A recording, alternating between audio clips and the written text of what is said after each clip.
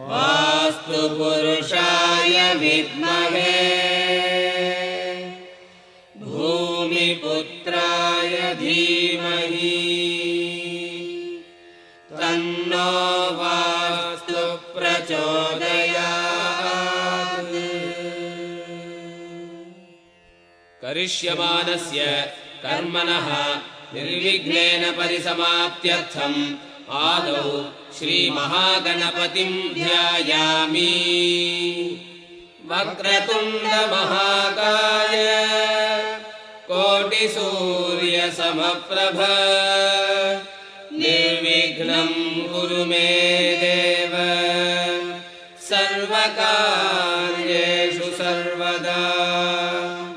सुमुखश्च एकदन्तश्च कपिलो गजकर्णकः लम्बोदरश्च विकटो विघ्नराजो विनायकः धूमकेतुर्गणाध्यक्षो बालचन्द्रो गजाननः।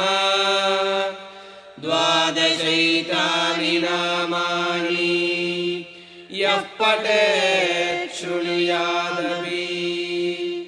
विद्यारम्भे विवाहे च प्रवेशे निर्गमे तथा सङ्ग्रामे सङ्कटे चैव विघ्नस्तस्य न जायते।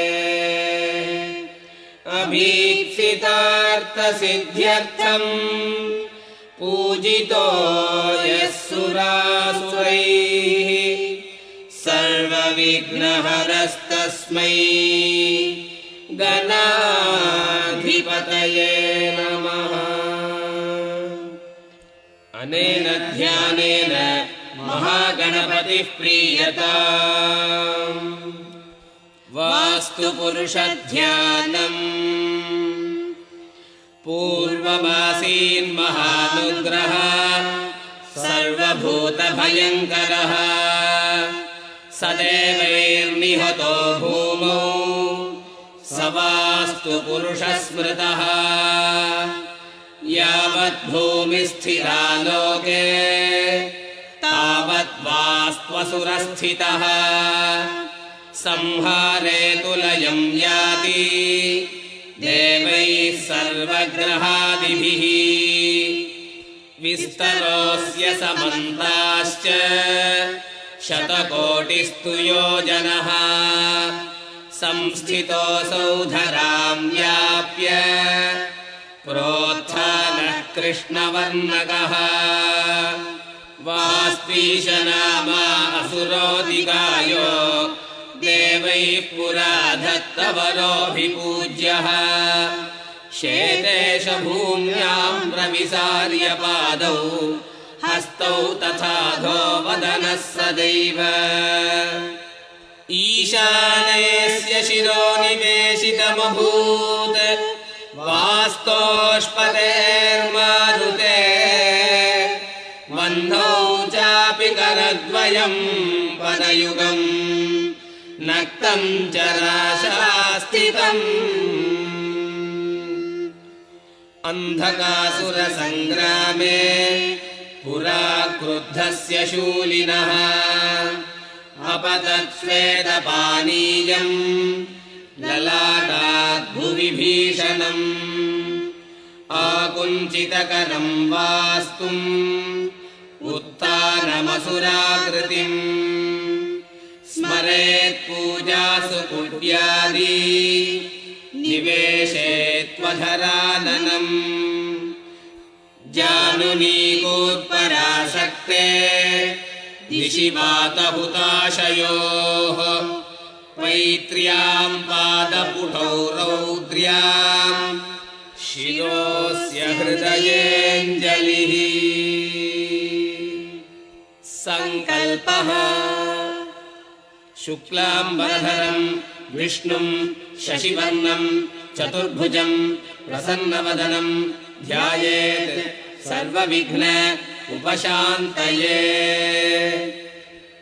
ममोपात्त समस्त दुरितक्षयद्वारा श्री परमेश्वर प्रीत्यर्थम् शुभे शोभने मुहूर्ते आद्य ब्रह्मणः द्वितीयपरार्धे श्वेतवराहकल्पे वैवस्वतमन्वन्तरे अष्टाविंशतितमे कलियुगे प्रथमे पादे जम्बूद्वीपे भारतवर्षे भरतखण्डे मेरोः दक्षिणे पार्श्वे शकाब्दे अस्मिन् वर्तमाने व्यावहारिके प्रभवादिषष्टिसंवत्सराणां मध्ये नाम संवत्सरे अयने ऋतौ मासे पक्षे शुभतिथौ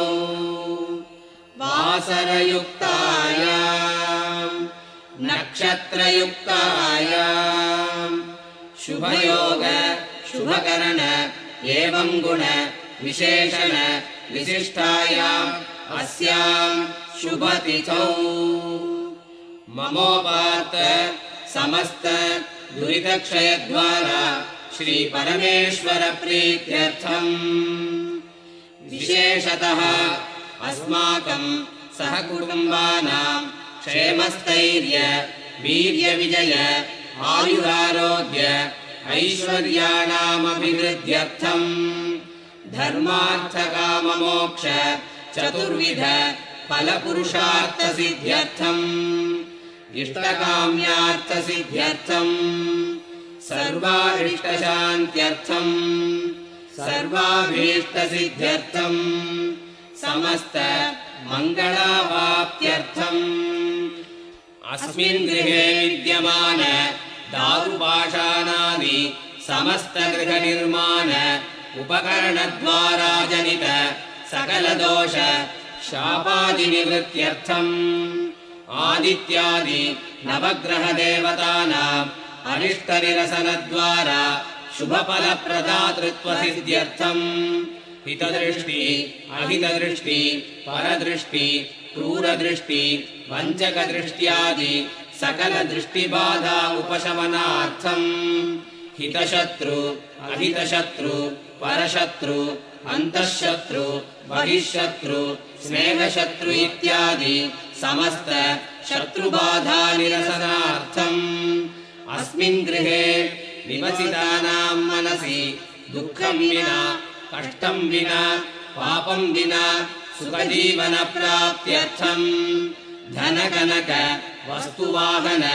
लक्ष्मीकटाक्षसिद्ध्यर्थम् शङ्खनिधि पद्मनिधि सहित कुबेरसम्पदवाप्त्यर्थम् श्रुति स्मृति पुराणोक्त फलप्राप्त्यर्थम् मम पुत्रपौत्रादिसहितस्य अस्मिन् नूतनगृहे चिरकाल सुखनिवासार्थम् नानाविधरोगादि सर्वोपद्रवशान्त्यर्थम् सम्पदायुरारोग्य द्विपद चतुष्पद नानाविध हिंसादोष परिहारद्वारा वास्तोः शुभदा संसिद्धये वास्तुशान्तिमन्त्रजपपूजां करिष्ये अपौपस्पृश्य पुण्याहवाचनम्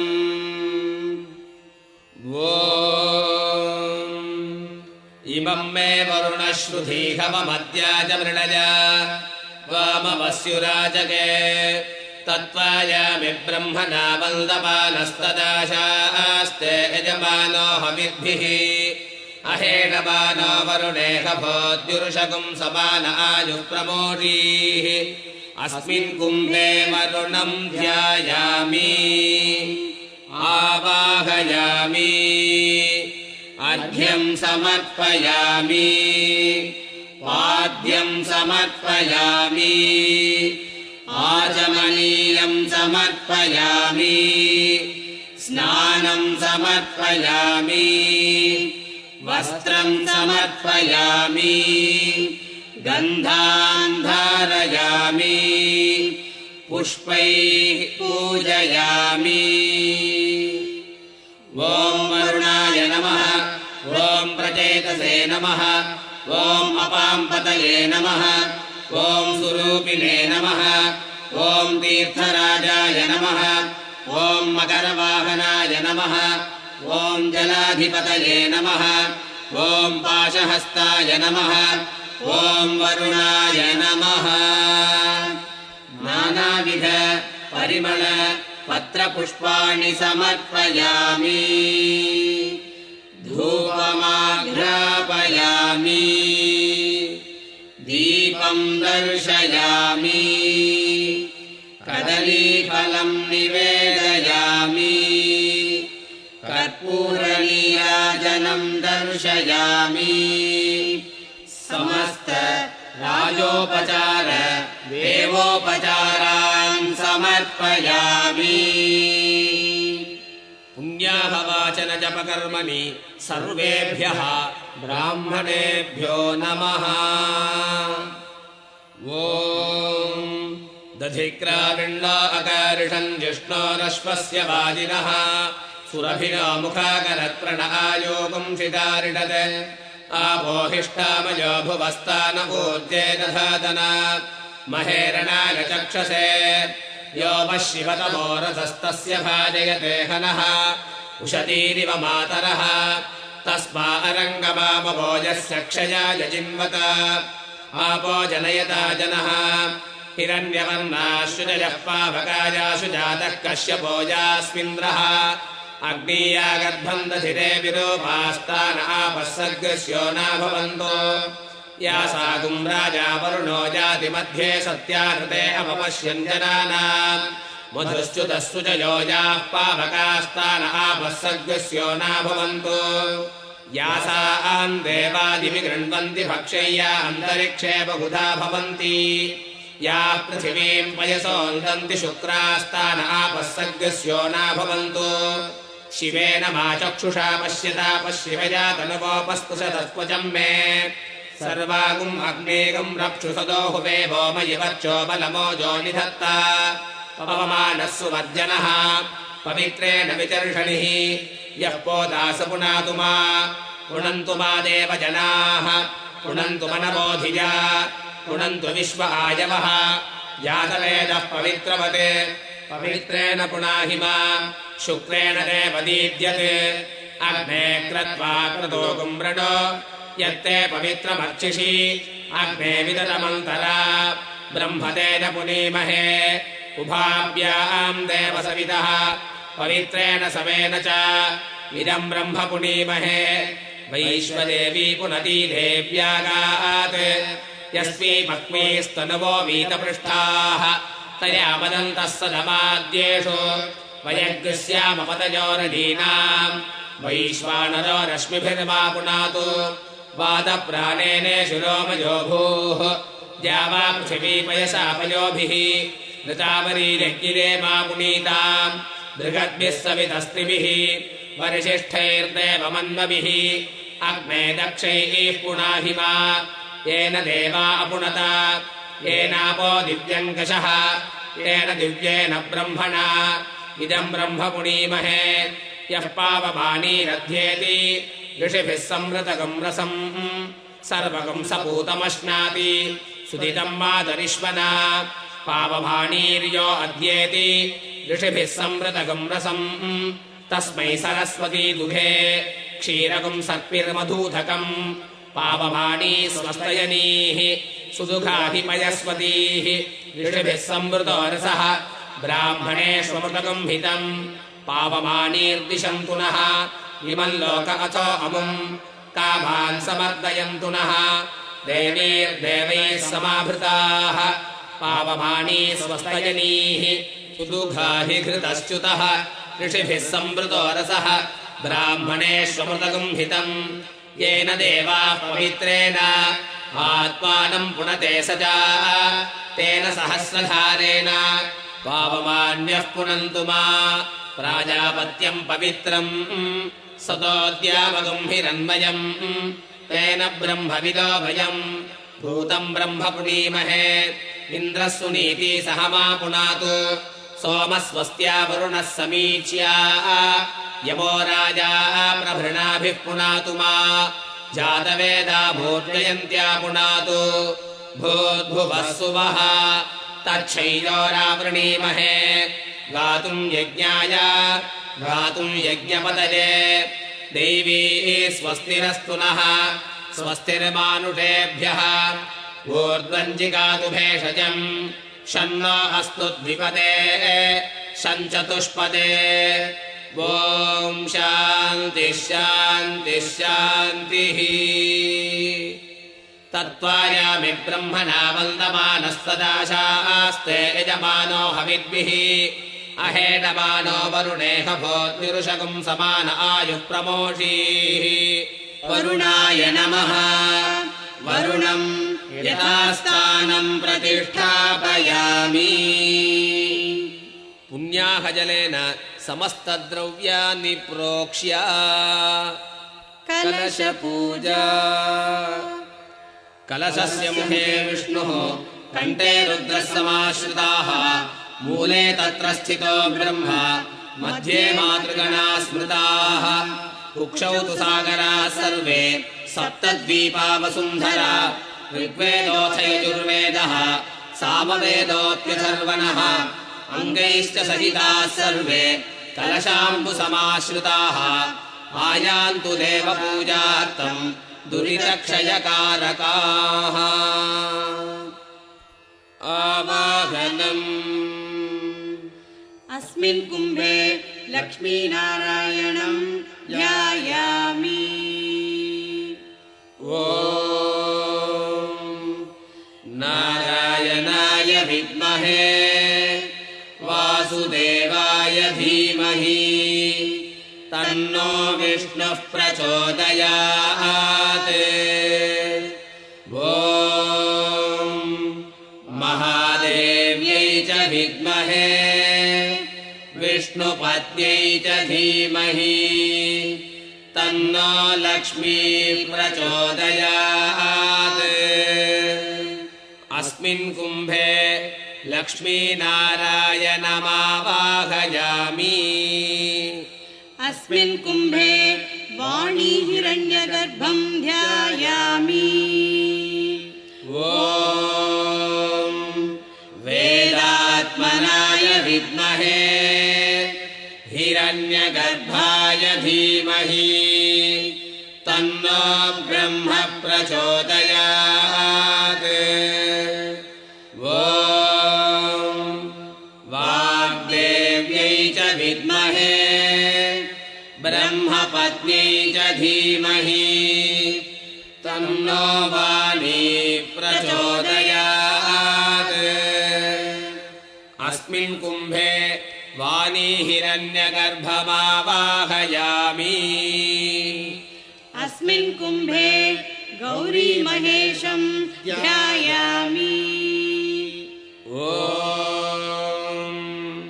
तत्पुरुषाय विद्महे महादेवाय धीमहि तन्नो रुद्रः प्रचोदयात्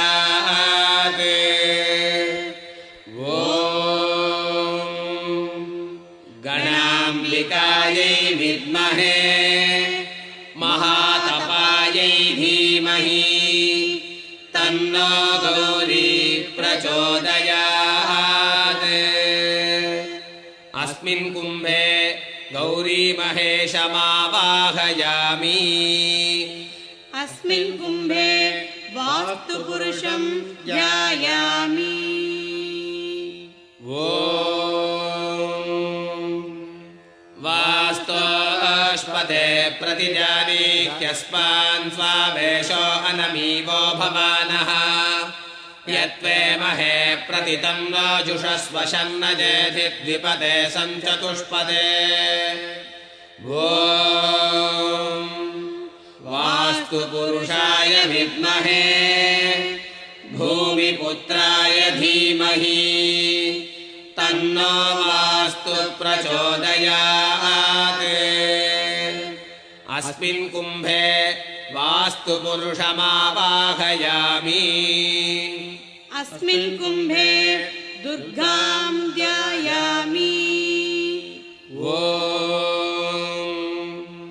जातवेदसे सुनवामसो ममराति यतो निजहाति वेदः स नः परिषदति दुर्गानि विश्वानावेव सिन्धुं दुरितात्यग्निः ॐ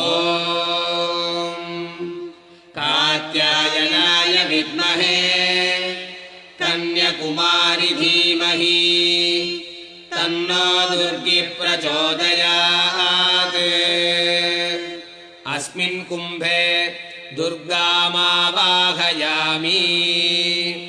अस्मिन् कुम्भे महागणपतिं ध्यायामि ॐ गणानां त्वा गणपतिगुं हवामहे कविं कवीनामुपमश्रवस्तमम् ज्येष्ठराजं ब्रह्मणां ब्रह्मणस्पतः नः शृण्वन्नोतिभिः सीदसादनम् ॐ तत्पुरुषाय विद्महे वक्रतुण्डाय धीमहि तन्नो दन्ति प्रचोदयात् अस्मिन् कुम्भे महागणपतिमावाहयामि अस्मिन् कुम्भे क्षेत्रपालकं ध्यायामि ॐ क्षेत्रस्य पतिना वयगुम्भितेनेव जयामसि गामश्वं पोषयित्वा शनो मृडातीदृशे अस्मिन् कुम्भे क्षेत्रपालकमावाहयामि अस्मिन् कुम्भे अभयङ्करं ध्यायामि ॐ यत इन्द्रभयामहे ततो नो अभयं गृधी मघवञ्चग्धितवतन्न ऊतये विद्विषो विमृधो जहि स्वस्तिता विशस्पतिः वृत्रः विमृधो वशी वृषेन्द्रः पुरजेतु नः स्वस्तिता अभयङ्करः अस्मिन् कुम्भे अभयङ्करमावाहयामि अष्टदिक्पालकानाम् आवाहनम् अस्मिन् कुम्भे इन्द्रं ध्यायामि ऐरावतगजारूढं स्वर्णवर्णं किरीटिनम् सहस्रनयनं शक्रं वज्रपाणिं विभावयेत् ॐ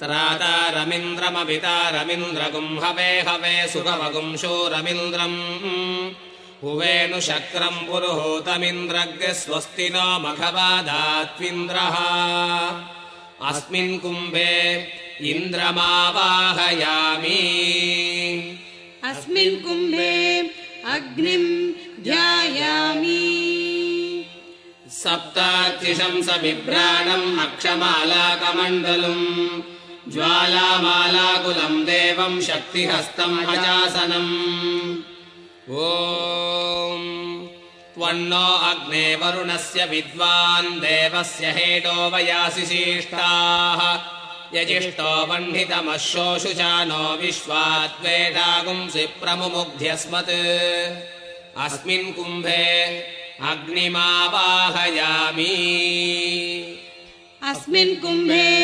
धर्मराजं ध्यायामि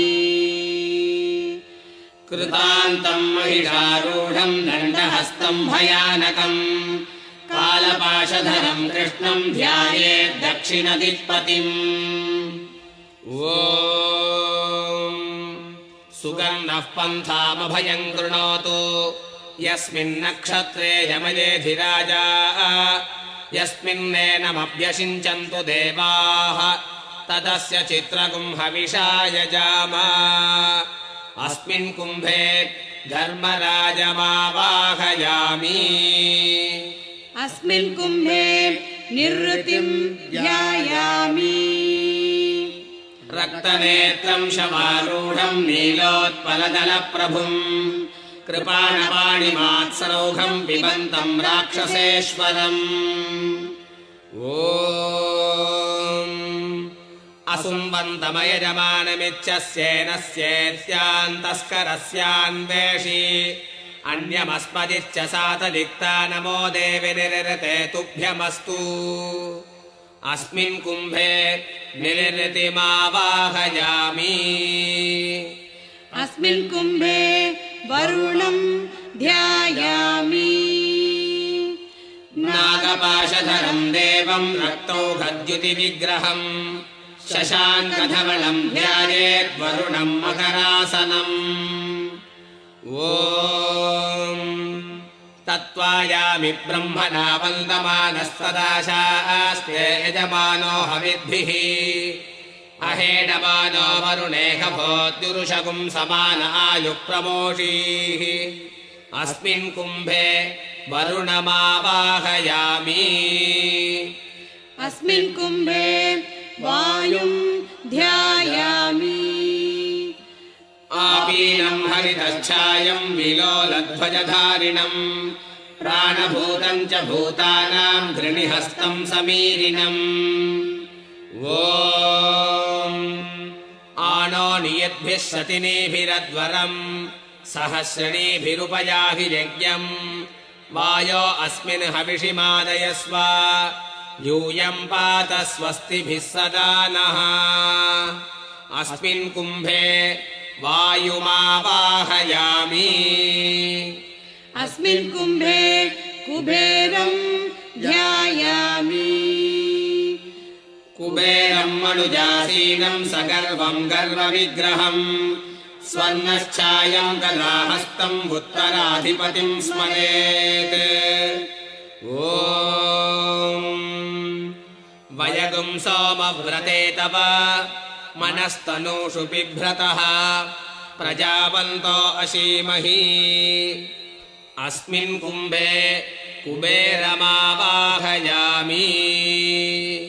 अस्मिन् कुम्भे ईशानं ध्यायामि ईशानम् वृषभारूढम् त्रिशूलम् व्यालधारिणम् शरच्चन्द्रसमाकारम् त्रिनेत्रम् नीलकण्ठकम् ॐ तमीशानम् जगतस्तस्तुषस्पतिम् धियम् जिन्वमवते हूमहे वयम् पूषा नो यथा वेदसामसद्वशे रक्षिता वायुरदब्धस्वस्तये अस्मिन् कुम्भे ईशानमावाहयामि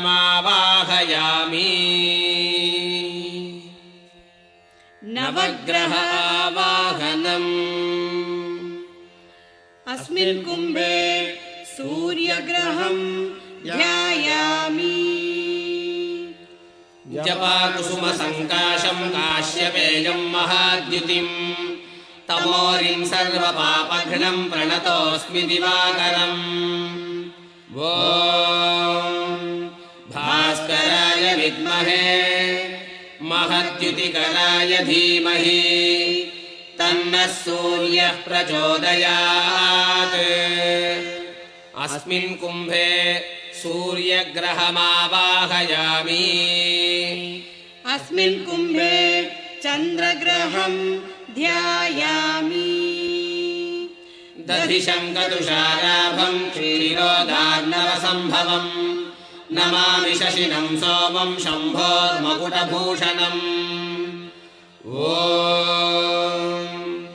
निशाकराय विद्महे करानाथाय धीमहि तन्नश्चन्द्रः प्रचोदयात् अस्मिन् कुम्भे चन्द्रग्रहमावाहयामि अस्मिन् कुम्भे अङ्गारकग्रहं ध्यायामि धरणीगर्भसम्भूतम् विद्युत्कान्तिसमप्रभम् कुमारम् शक्तिहस्तम् च मङ्गलम् प्रणमाम्यहम् ॐ अङ्गारकाय विद्महे भूमिबालाय धीमहि तन्नः कुजः प्रचोदयात् अस्मिन् कुम्भे अङ्गारकग्रहमावाहयामि अस्मिन् कुम्भे बुधग्रहं ध्यायामि प्रियङ्कुकलिकाश्यामं रूपेण प्रतिमं बुधम् सौम्यं सौम्यगुणोपेतं तं बुधं प्रणमाम्यहम् ॐ बुधग्रहाय विद्महे इन्दुपुत्राय धीमहि तन्नः सौम्यः प्रचोदयात् अस्मिन् कुम्भे बुधग्रहमावाहयामि।